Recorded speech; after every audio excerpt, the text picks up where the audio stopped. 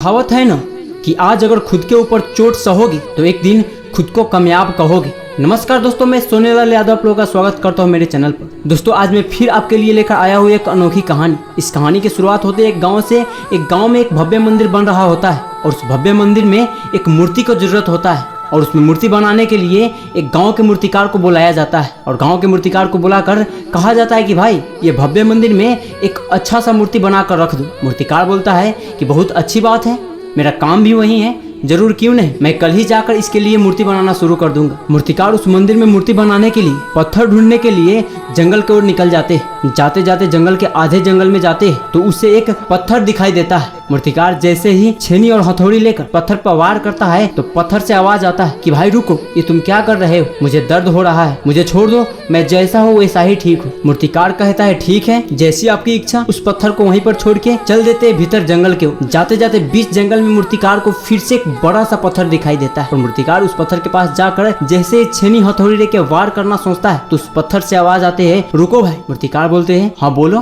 पत्थर बोलता है कि क्यों मुझ पे वार कर रहे हो। मूर्तिकार कहता है कि मेरे गांव में एक भव्य से मंदिर बन रहा है, उस मंदिर में मूर्ति बनाने के लिए एक पत्थर की जरूरत थी, इसलिए मैं आपको यहाँ पर देख के आपको एक मूर्ति के आकार देना चाहता हूँ। पत्थर बोलता है ये तो बहुत खुशी की बात है, ठीक है बनाइए आप। मूर्तिकार अपना काम करना स्टार्ट कर देता है। 3-4 घंटे काम करने के बाद मूर्तिकार ने एक भव्य सा मूर्ति का निर्माण कर देता है। उसके बाद वो गांव में आते हैं और गांव के लोगों को कह देता है कि जाइए पहाड़ी के जंगल में, बीच जंगल में जाने पर आपको एक भव्य से मूर्ति दिखाई देगा, वहां से लेकर आप उसे मंदिर में रख दीजिए। गांव के 10-12 लोग मिलकर जाता है और उस मूर्ति को उठाकर ले आता है और मंदिर में सजा कर रख देता है। अब पूजा करने के लिए मंदिर में मूर्ति तो हो गई, लेकिन नारियल फोड़ने के लिए एक बड़ा सा पत्थर की जरूरत होता है। गांव के लोग मूर्तिकार से कहता है कि मूर्तिकार भाई एक और पत्थर की जरूरत है। मूर्तिकार बोलता है क्यों। उसने बोला कि यहाँ पर जो लोग भी पूजा करने आएगा उसे नारियल फोड़ने के लिए। तो मूर्तिकार कहता है कि जाओ जंगल के आधी जंगल में जाने पर वहाँ पर एक बहुत बड़ा पत्थर दिखाई देगा, उसे भी उठा कर ले। और 2-4 लोग मिलकर जाता है, उस पत्थर को भी उठा कर ले आता है और ठीक